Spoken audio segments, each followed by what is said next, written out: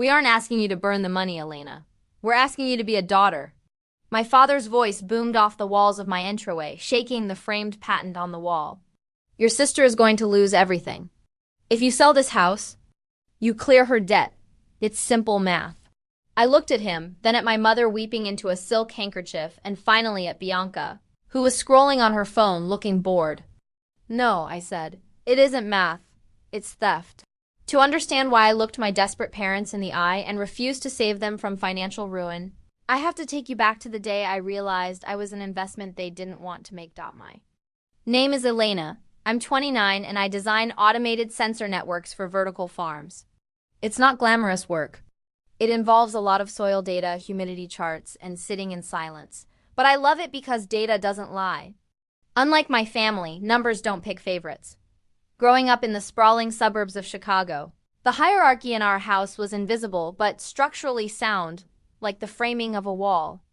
I was the load-bearing beam. Necessary, sturdy, hidden behind the drywall. My sister Bianca was the chandelier. She didn't hold anything up, but she was the only thing anyone looked at when they walked into the room. It wasn't that my parents were abusive in the traditional sense. It was just that their affection had a strict budget, and Bianca used up 90% of the cap space. I was the kid who came home with a 4.0 GPA, and my mother would sign the report card while on the phone with Bianca's modeling agency, not even breaking eye contact with the receiver.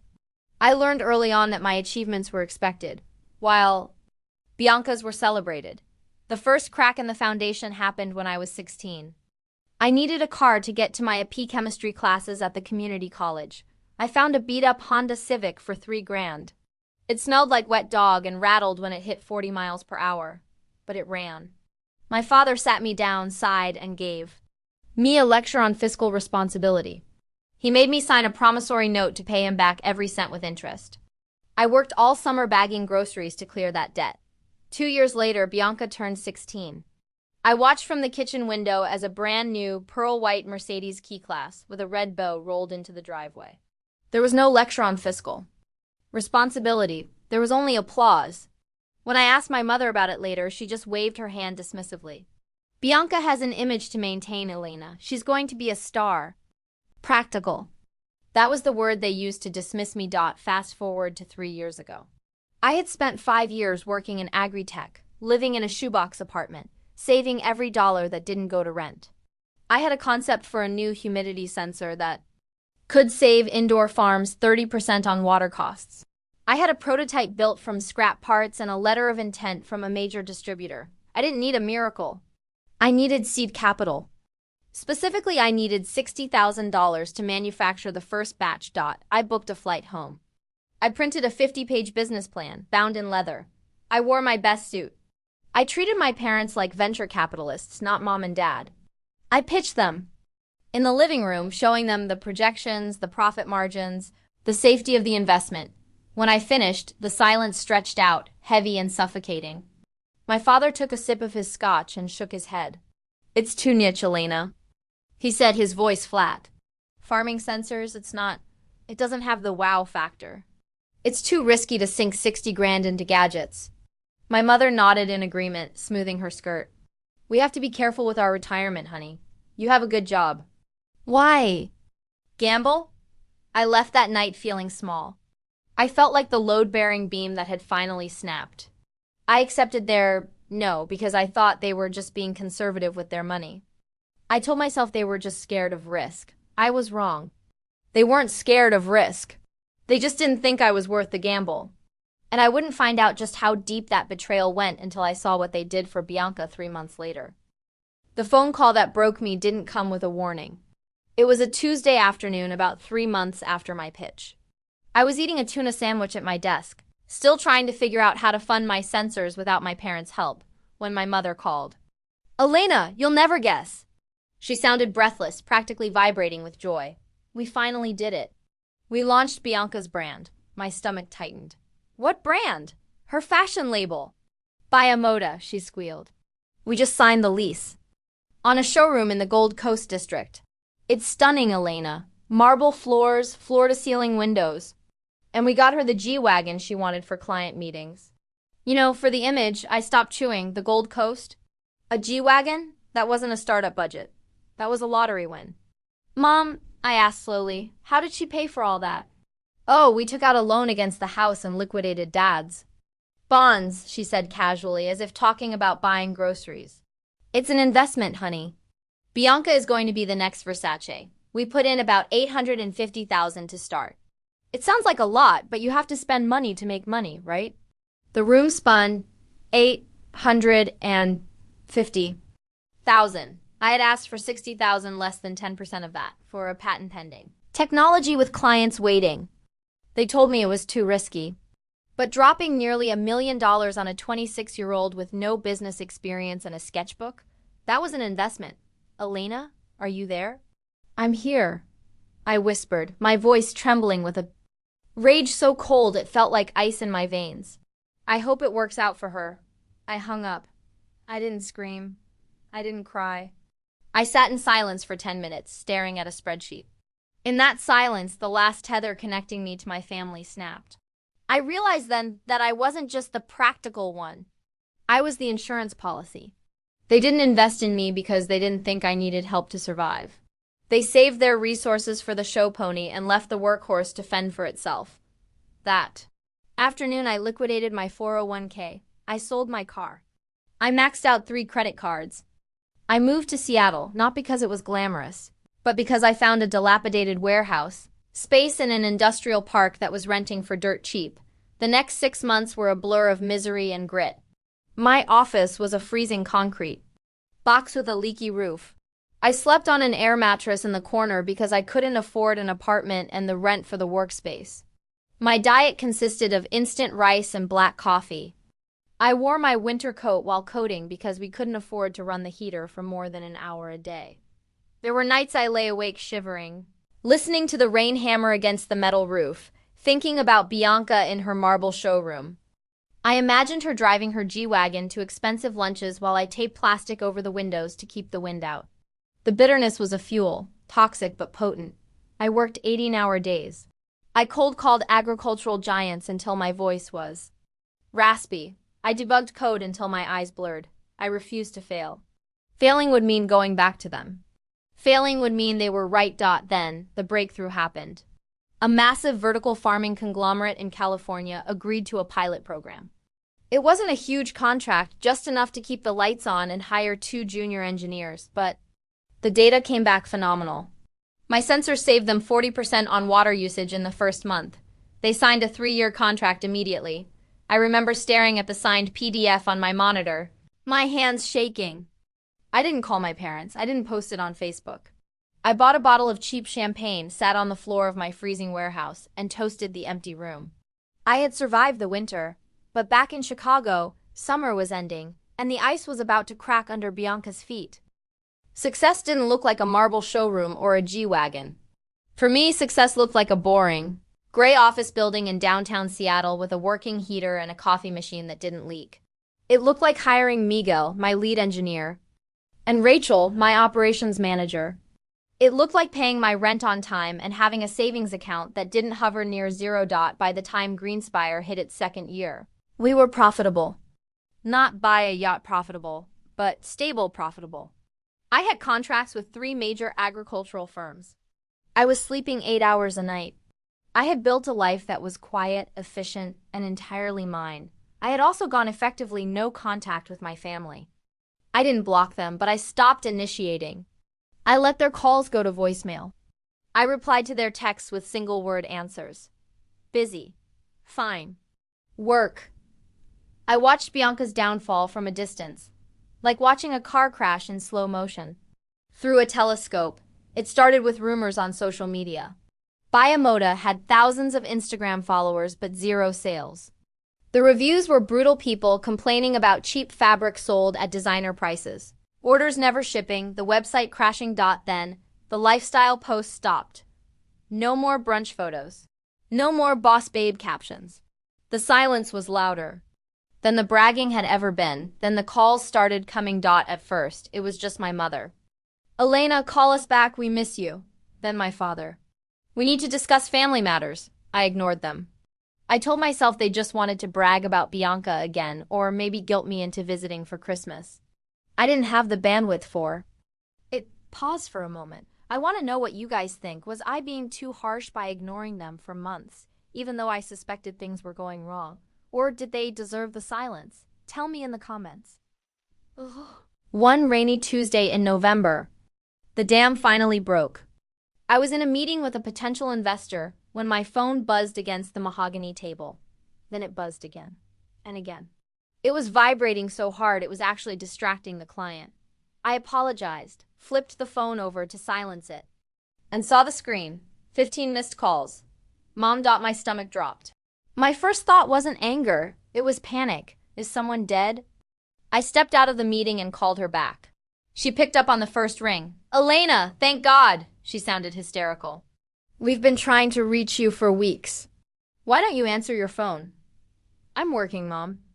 Is everyone okay? Is Dad okay? No, nothing is okay. She was sobbing now, heavy, ragged breaths.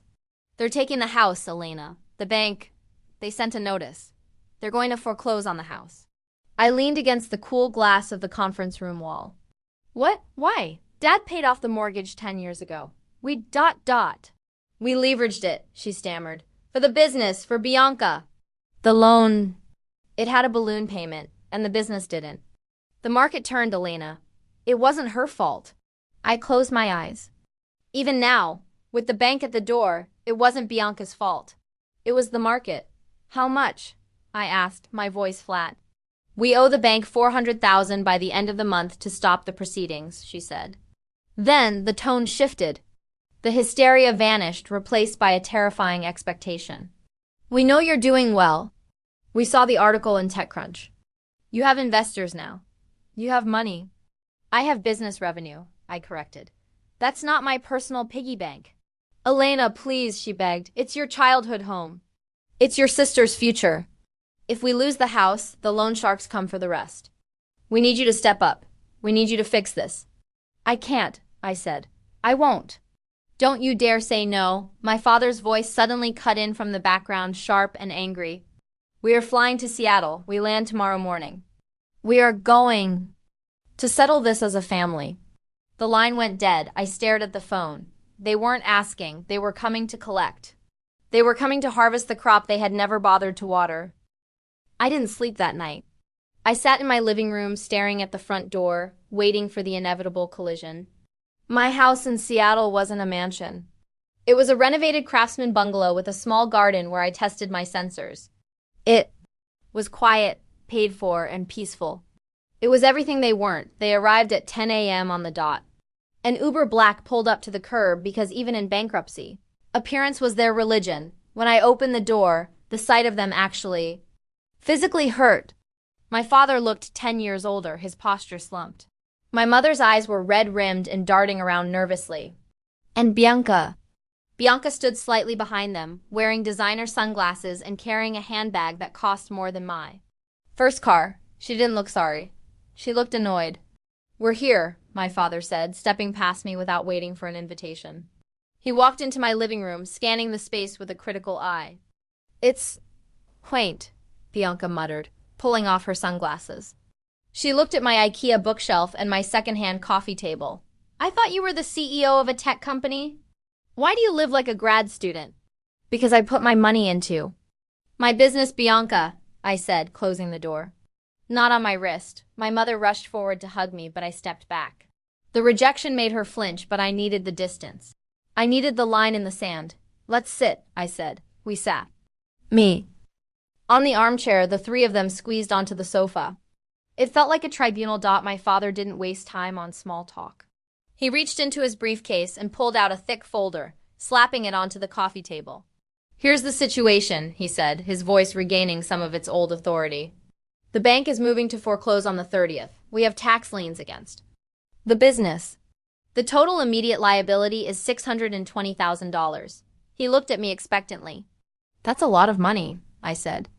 It is, he agreed. But we've done the research. Your company's valuation hit $8 million last quarter. You have equity. You have credit lines. We need you to liquidate some assets. Or worst case, you can take a loan against this property. Real estate in Seattle has skyrocketed. You're sitting on cash. I stared at him, unable to process the sheer audacity. Let me get this straight. You flew across the country to ask me to mortgage my home. To save the house you gambled on. Bianca? We gambled on family, my mother cried out. And it wasn't a gamble. It was a business plan that just needs more time. If we lose the house, where will Bianca live? She can't go from a penthouse to an apartment, Elena. It would destroy her brand. Image? Her brand image? I laughed, a harsh, dry sound. Mom, her brand is dead. The reviews are terrible. The inventory is gone. There is no brand. You're just jealous, Bianca snapped, crossing her arms. You've always been jealous.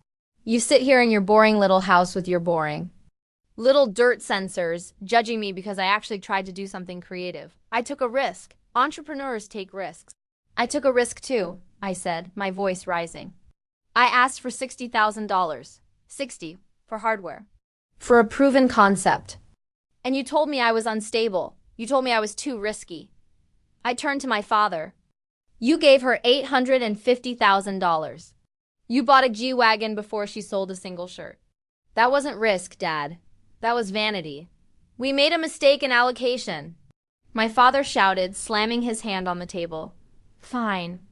Are you happy? We bet on the wrong horse, but you won. You made it, so now it is your duty to fix it.